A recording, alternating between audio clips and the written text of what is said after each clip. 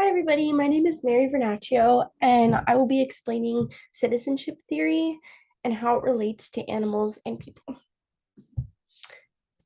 To begin, my plan for this presentation is to explain the basic premise of citizenship theory, talk about what a society based in citizenship theory would look like based on the book Zoopolis by Will Keimlicka and Sue Donaldson. Then I'll take a closer look at these human-animal relationships and what they would look like and how they differ from current human-animal relationships. Then I will ask you to contemplate the morality and ethics of this theory and this theoretical society.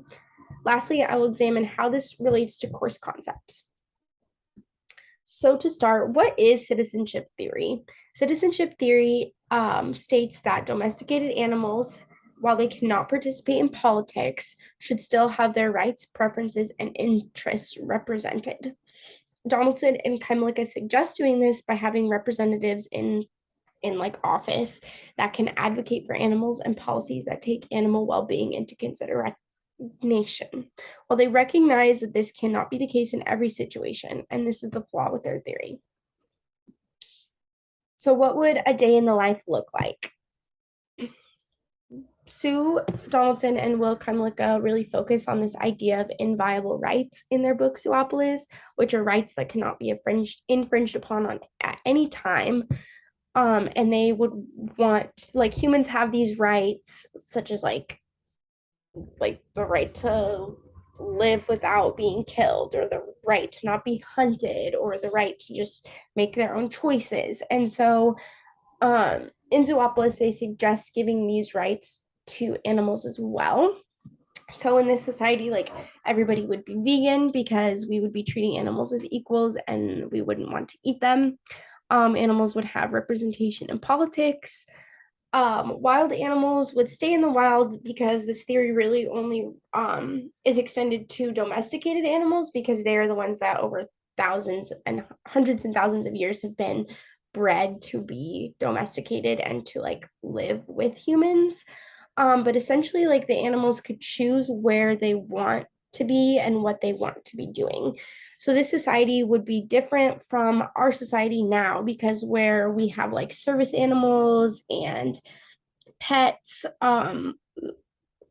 in the theoretical society where citizenship theory is widely accepted, humans wouldn't be able to use animals for their own personal like gain, for I guess is a good word to say, like service animals, like we've bred animals and trained them to be service animals without like considering their own agency and what they might want to do. And so in citizenship theory, um that isn't the case. Like, the animals would choose whether they want to do that or not. um so so what types of relationships do animals want to have with us? That is the big question that Keimlicka and Donaldson focus on in the first couple of chapters of their book, to really lay out like what these relationships would look like. They suggest that we could take current animal sanctuaries and use them as a place to facilitate learning and to really understand what it is that animals want to be doing. And then all these relationships would be like animal led, versus whereas like now humans are really like in charge of animals. Like, we choose the food our pets want, we choose when they go on walks, we choose when they're inside and when they're outside.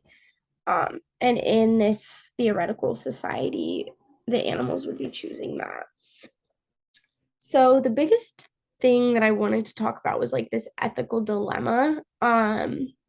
Is that not all animals can tell us exactly what they want. Like, I say not all because, as we've talked about in this class, research with primates has really shown us that animals can communicate with humans and they are capable of language, but the average domesticated animal cannot communicate in that way with people and humans. So in this society, like, where is the line? Like, how do we get humans to stop controlling animals? Like, I have a pet cat, as we saw on the first overview slide, Macaroni, and I feed her twice a day and I play with her and I I choose when all of that happens.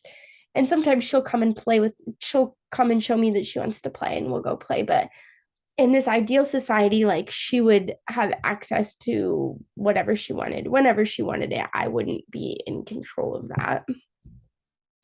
And so these are just a few questions I have for you to think about. Like, what about animal abuse? Like, how can humans accurately represent animals in politics? Like, how can we know what is going to be best for them if we can't communicate with them? And then if we're still using domesticated animals in this theory is focused on domesticated animals, how do we know where to draw the line? And is that like still ethical to keep these animals domesticated? Like, shouldn't we be focused on reverse, like a reverse domestication versus like continuing um to live alongside these domesticated animals? Like, they should just be on their own. And then lastly, I would just like to talk about how citizenship theory relates to some of the course concepts that we've talked about. Um, Really, it relates to many of the concepts, animal assisted activities, attitudes towards animals, animal behaviors, science and vivisection, as well as other discussions we've had related to human interaction with animals in ways and relationships such as pets, how we use them for food and entertainment. In this class, we've discussed all of these, and um, if citizenship theory were to be widely accepted, many of these ways that we do interact with animals would drastically change. There wouldn't be zoos there, we wouldn't be testing on animals. So kind of all of these ways that that there have been started to be these in the animal rights movement, citizenship theory really like shows like how we can allow the animals to choose these relationships. Because even in this class, we've really talked about how like humans have had this control over these relationships for so long. And while we've talked about like ways that needs to change, citizenship theory really like covers how the or really focuses on how animals would want to relate to us. And I just think to conclude, that's like a really important idea to consider is like how animals want to relate to us. So thank you.